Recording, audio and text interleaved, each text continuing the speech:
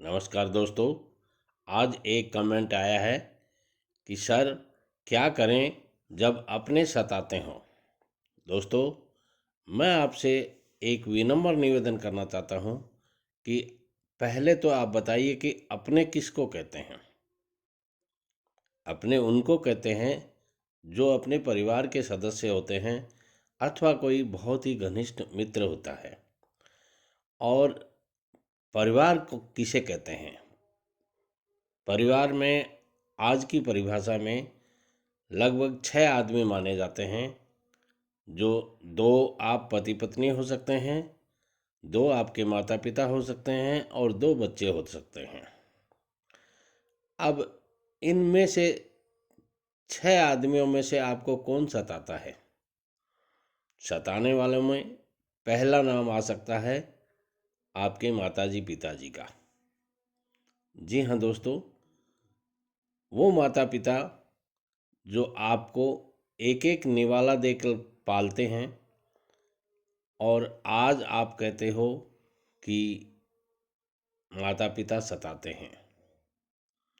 बंधुओं, मैं बड़ी विनम्रता से कहना चाहूँगा कि जब आप बहुत छोटे थे तब आपके पिताजी ने आपको कंधे पर बैठा करके एक राजकुमार बनाने का सपना देखा था। उस सपने को पूरा करने के लिए उनकी जेब में पैसे नहीं होते थे, रुपए नहीं होते थे, मगर फिर भी जब वो आपको बाज़ार लेकर के जाते थे और आप किसी भी दुकान पर खड़े होकर मचल जाते थे कि मैं तो वहीं खिलौना लूँगा, मचल गया दीना का लाल, वैसी हरकत कर देते थे। तो उनकी जेब में रुपए नहीं होते हुए भी यदि आपने किसी 300 रुपये के खिलौने की तरफ अंगुली से इशारा कर दिया तो भी वो आपको उस खिलौने के दिलाने की कोशिश करते थे। भले ही उनकी जेब में इतने पैसे नहीं हों, फिर भी उन्होंने वो खिलौने आपको दिलाए हैं।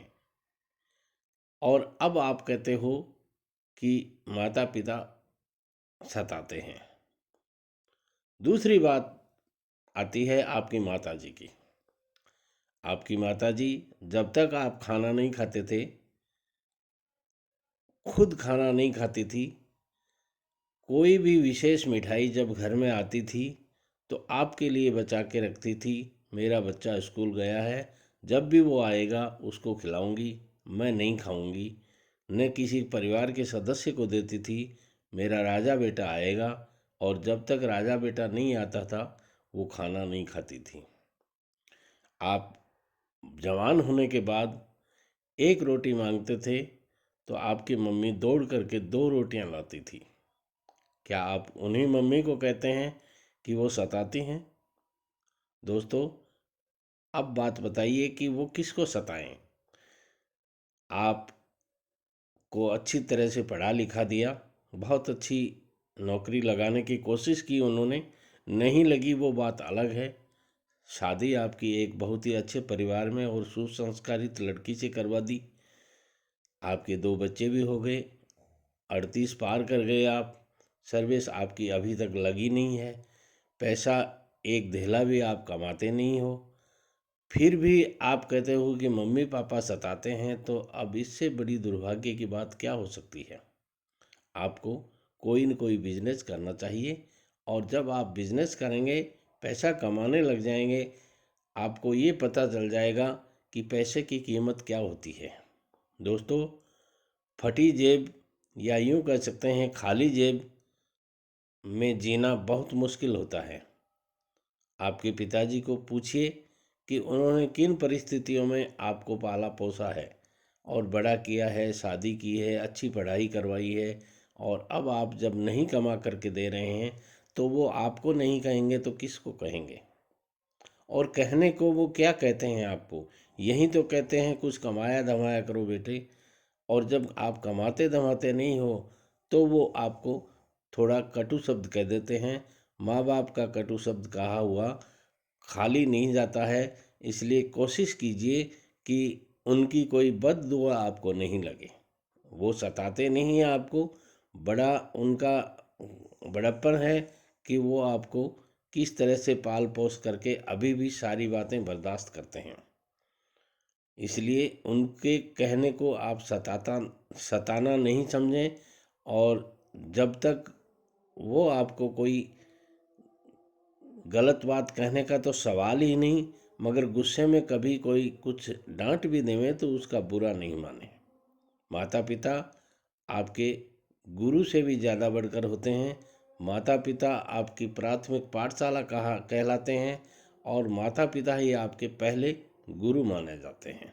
बाकी दुनियादारी की जो शिक्षा है वो तो आपको बाद में मिलती है, मगर पहले ही शिक्षा माता पिता ही देते हैं। जब तक आप इस जीवन में हाउ टू अर्न मनी नहीं सीखेंगे तब तक यही सारी बातें होंगी। और जब धन कमाना सीख जाएंगे, धन से घर को भर देंगे, उस दिन आपको न कोई माता पिता सताएंगे न कोई और कहेंगे। तो ऐसी स्थिति में आपको कमाना ज़रूर चाहिए। अब कमाने के लिए आप सर्विस कर सकते हैं, बिजनेस कर सकते हैं। बड़ा नहीं, कोई छोटा ही बिजनेस कर लीजिए। बहुत ज़्यादा पैसे नहीं हैं तो घर में जो संपत्ति आपने जोड़ रखी है उस संपत्ति में से छोटी मोटी संपत्ति अपने पिताजी से लेकर के आप कोई भी छोटा सा धंधा बिजनेस कर लीजिए। धीरे धीरे आप जब कमाने लग जाएंगे तो ये सारी बातें पॉजिटिव हो जाएंगी। इनको आप अन्यथा मत लीजिएगा, और अपने जीवन की सक्सेस करने के लिए, सफल करने के लिए या सफल बनाने के लिए एक अच्छे औलाद बनने की कोशिश कीजिएगा। वीडियो पसंद आता है तो लाइक, शेयर और कमेंट करें, और हमारी चैनल दो साथी टीवी को यदि आपने अभी तक सब्सक्राइब नहीं किया है तो ज़रूर कर लीजिए, क्योंकि आने वाले वीडियोज़ आपके लिए बहुत लाभप्रद हो सकते हैं। जय श्री कृष्णा।